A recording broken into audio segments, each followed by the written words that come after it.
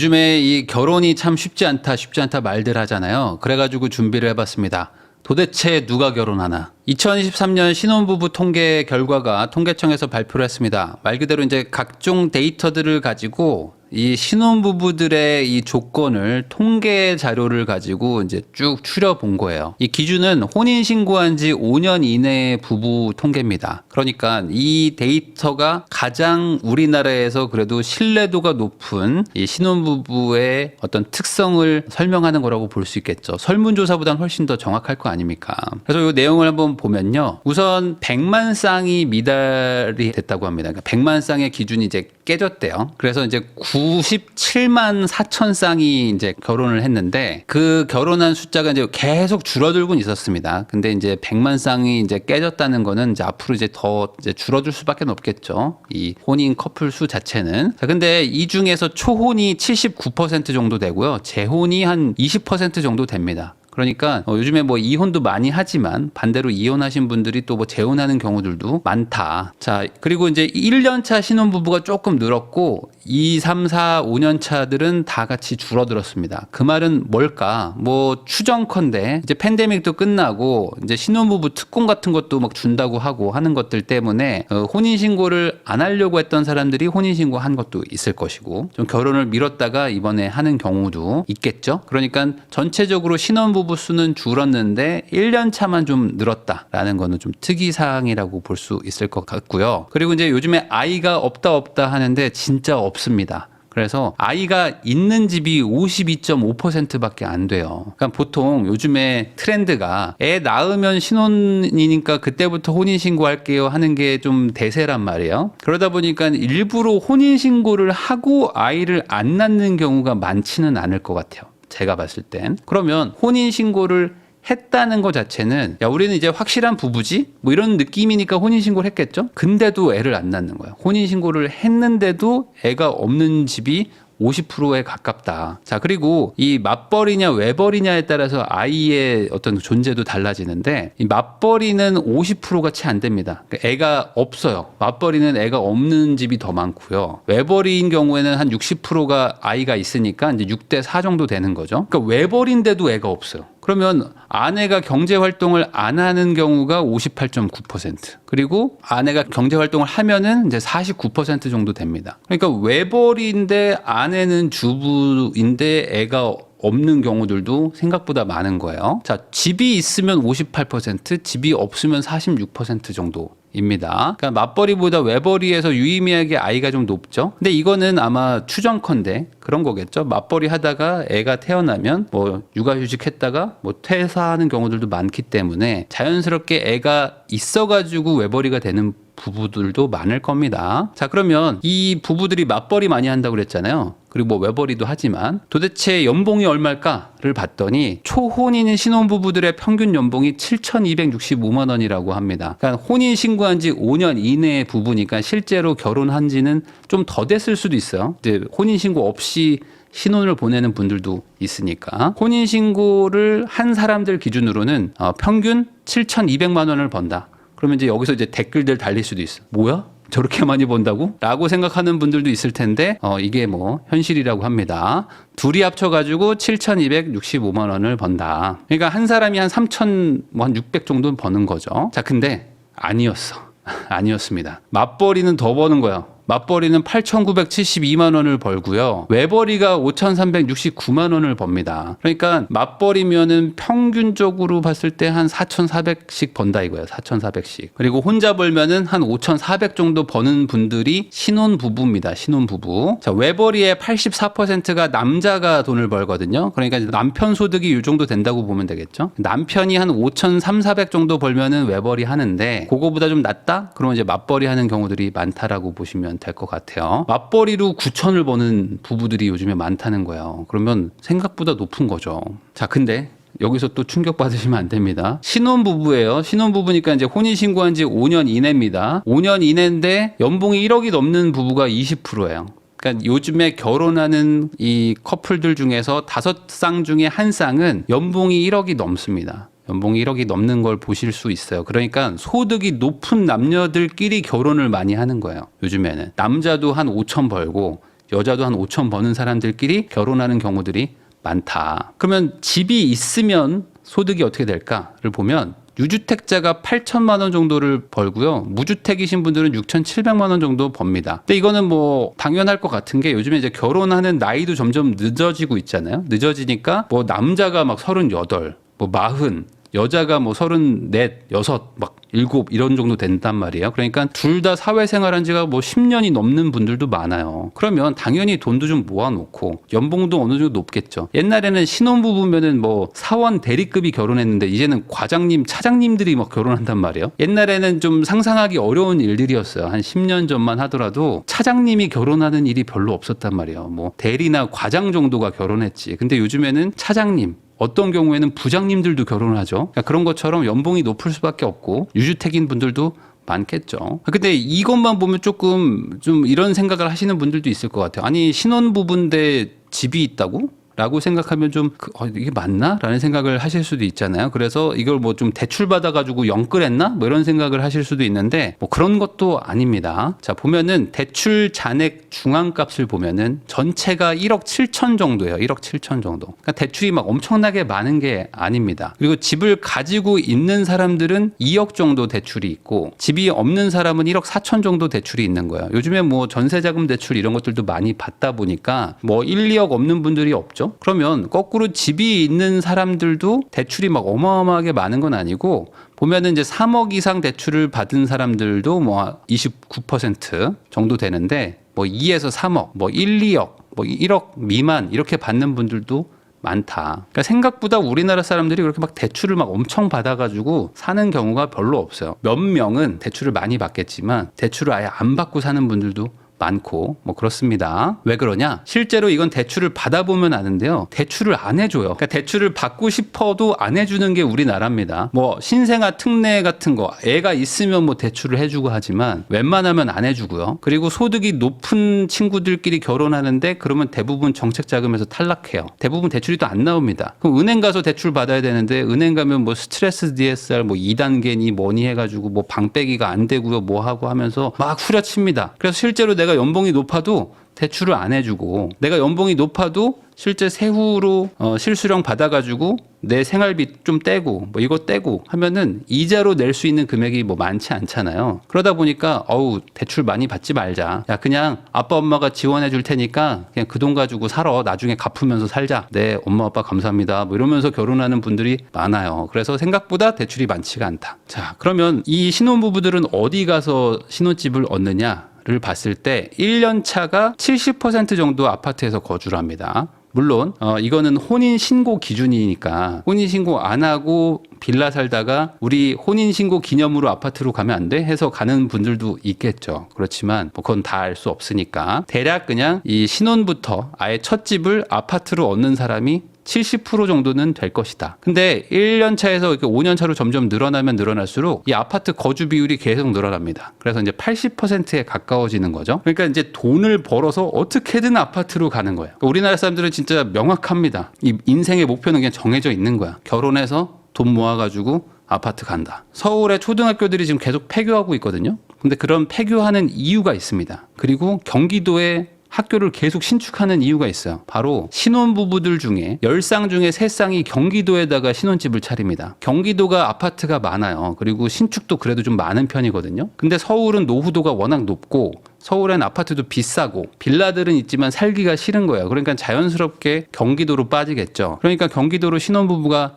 나가서 사는데 거기는 학교가 없잖아요. 신도시도 많고. 그러니까 거기다 학교를 계속 지어야 됩니다. 근데 그만큼 서울에는 아이들이 안 생기니까 학교를 폐교하고 있는 거죠. 2등이 서울 17.7%, 3등이 인천인데 6.3%입니다. 요거 다 합치면 어떻게 되죠? 수도권이 50%예요. 수도권이. 그러니까 수도권에서 신혼집을 차리는 사람이 50%다. 라고 보시면 됩니다. 자, 제가 0.1%라도 22년 대비 늘어난 동네를 지금 칠해놨습니다. 대구, 인천, 경기, 충북, 충남 정도입니다. 그러니까 대구를 제외하고는 다 서울, 그리고 이제 수도권에 그래도 좀 가까운 충청도가 구성 비율이 조금 늘어났고 나머지 지역들은 오히려 같거나 내려간다고 보시면 됩니다. 그러니까 전반적으로 어떻게든 수도권 쪽으로 신혼부부들이 좀 오고 있구나라고 보는 게 맞을 것 같아요. 자, 근데 여기서 생각보다 좀 저는 좀 충격을 받았던 부분은 바로 이 부분인데, 뭐냐면 결혼을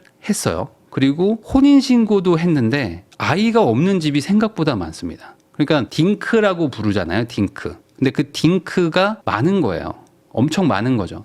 그래서 예전 같으면 보통 결혼하면 그래도 애를 낳는다 라는 생각을 많이 했죠. 그래서 한 명을 낳을래, 두 명을 낳을래를 고민했는데, 이제는 안 낳는 거를 생각하는 사람들이 많다는 겁니다. 물론 혼인신고 연차에 따라서 좀 달라져요. 1년 차가 78%가 애가 없습니다. 근데 2년 차가 58%, 자 5년 차도 26% 정도는 아이가 없어요. 그러니까 이게 뭐 난임이 지금 뭐 꽤 있다 이런 얘기도 하시지만, 물론 그것도 맞는 얘기일 거예요. 워낙 나이가 지금 많은 상태에서 결혼을 하다 보니 애 한 명 낳기도 쉽지가 않죠. 근데 이게 뭐 무조건 난임만 있는 건 아닐 수도 있으니까, 반대로 생각하면은 혼인신고는 했지만 아이 없는 집들도 이만큼 많다는 겁니다. 그리고 낳으면 한 명 정도 낳을까 말까 정도 라고 보시면 돼요. 그래서 사실 제일 중요한 거는 혼인 시작하는 나이 자체를 낮춰야 되는 거잖아요. 근데 이건 과학적으로 뭐 증명이 된 거니까, 여자의 나이가 30대 중후반만 되면 될수록 점점 더 이제 그 아이를 낳을 확률이 막 급감하기 시작한단 말이에요. 그러니까 어떻게든 이 출산율, 출생률을 높이려면은 이 결혼을 빨리 시키는 문화가 생겨야 됩니다. 근데 우리는 그거랑 완전 반대로 가고 있죠. 그러니까 낳고 싶어도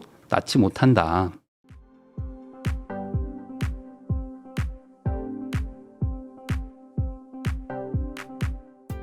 어떤 분들은 이런 얘기도 합니다. 집이 해결되어야지 애를 낳을 수 있지, 집이 너무 비싸니까 애를 못 낳는 거 아니냐라고 말하시는 분들도 있는데, 이 데이터를 보면요, 집이 있어도 애를 안 낳아요. 집이 있는데도 불구하고 아이를 안 낳는 경우가 41.7%입니다. 그러니까 애를 한 명을 낳는 게 아니라 집은 있어요. 집은 있는데 애를 그냥 안 갖는 거죠. 그냥 부부 둘이서 사는 겁니다. 이런 집이 10쌍 중에 4쌍이 있다. 그래서 이거는 집이 있고 없고를 떠나가지고 애를 꼭 낳아야 되냐라는 청년층의 마인드가 많이 바뀐 거라고 저는 봅니다. 그러니까 아이를 굳이 낳을 필요가 뭐가 있는데요라는 거에 대해서 사람들이 이제 공감하는 거죠. 그래, 굳이 낳지 말자라는 생각을 하는 것 같습니다. 왜냐면 그 이유가 있는 게, 기본적으로 돈을 좀 잘 버는 분들끼리 결혼을 하잖아요. 그러다 보니까 경제력이 지금 결혼에서 되게 중시되고 있습니다. 그래서 예전에는 그렇게 맞벌이가 많이 안 했었어요. 제가 결혼하던 한 2010년대 초반만 하더라도 외벌이 하겠다는 남자들이 많았습니다. 그리고 여자분들도 결혼하면 그만둬야죠 라는 생각하는 분들 많았거든요. 근데 지금은 안 그래요. 지금은 남자 여자 둘 다 일을 계속 했으면 싶어 하죠.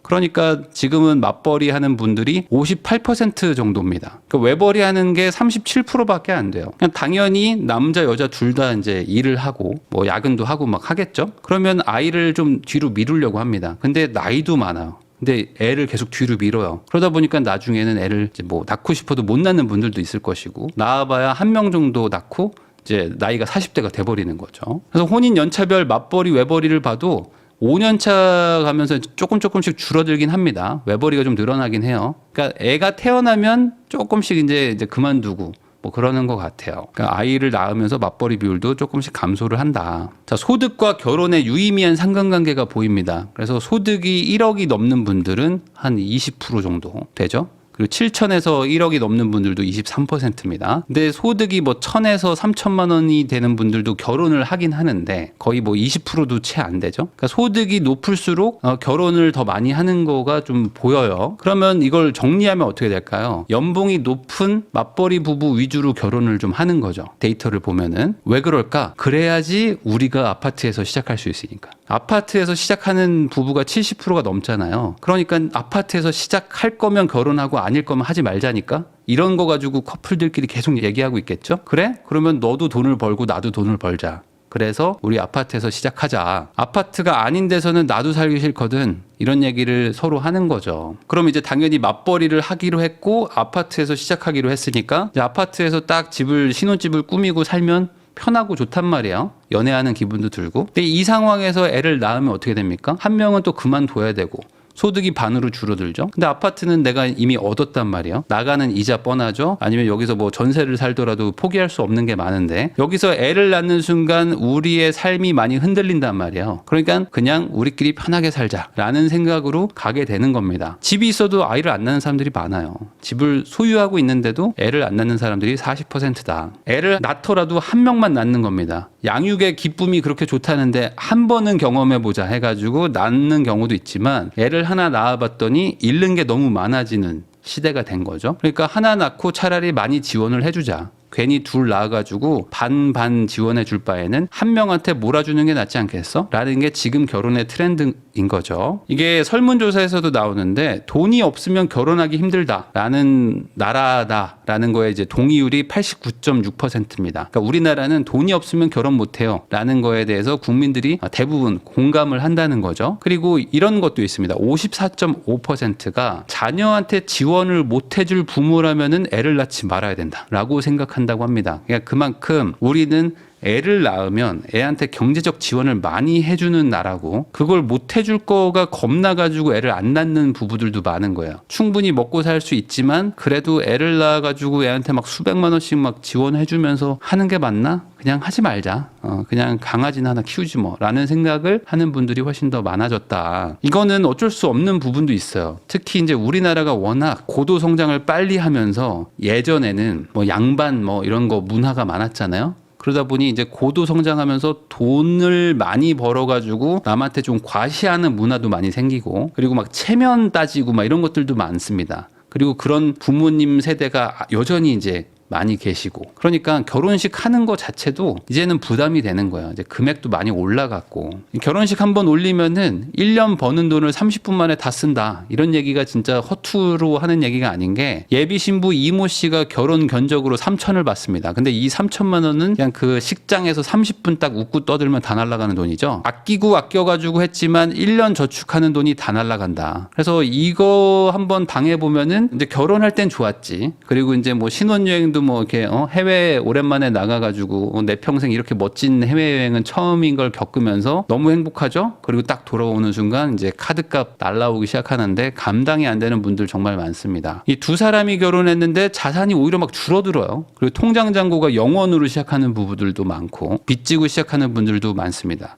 이게 다 그 결혼식에 막 돈 들어가고 뭐 해외여행 가야 되고 SNS에 또 자랑도 해야 되고 안 하면 왠지 친구들이 나 무시하는 것 같고 막 이런 복합적인 게 막 섞여 있어가지고 안 할 수도 없고 할 수도 없는 그런 일들이 이제 일어나는 거죠. 저는 이게 생각이 안 바뀌면 과연 이게 해결이 될까라는 생각을 합니다. 그러니까 사람들의 사고방식을 바꾸지 않는데 단순히 그냥 이 행동을 교정할 수 있을까? 안 될 거라고 좀 봐요. 왜냐하면 집이 있어도 애를 낳지 않거든요. 그러니까 집 때문도 아니에요. 정확하게는 내가 생각하는 생활 수준과 내가 생각하는 지원 수준이 일반적인 국민들의 능력을 아득히 뛰어넘는 상태인 거예요. 그러니까 이걸 낮추지 않으면 뭘 해도 안 되는 겁니다. 돈을 주면 그 돈을 또 갖다 부을 거예요. 우리나라 국민들은. 한 집당 200만 원씩 주면 과연 그걸로 저축할까요? 안 하겠죠. 그걸로 또 사교육하고 할 겁니다. 근데 우리나라 정책의 방향성은 뭐예요? 신혼부부한테 아파트를 주자는 게 이 정책의 취지거든요. 그래가지고 뭐 반값 전세니 뭐니 아니면 뭐 임대주택이니 이런 것들이 다 아파트를 제공하려고 합니다. 왜? 아파트를 줘야지 결혼을 할 것 같으니까. 근데 실제로 생각해 보면요. 아파트를 이 신혼부부들한테 다 줄 수 있을까요? 이 100만 쌍이 결혼하는데 이 사람들 어떻게 줍니까? 주지도 못하죠. 가능하지도 않고 주더라도 절대적인 양이 부족합니다. 뭐 어떤 한 지역에 몇백 채 정도 나와요. 몇백 채.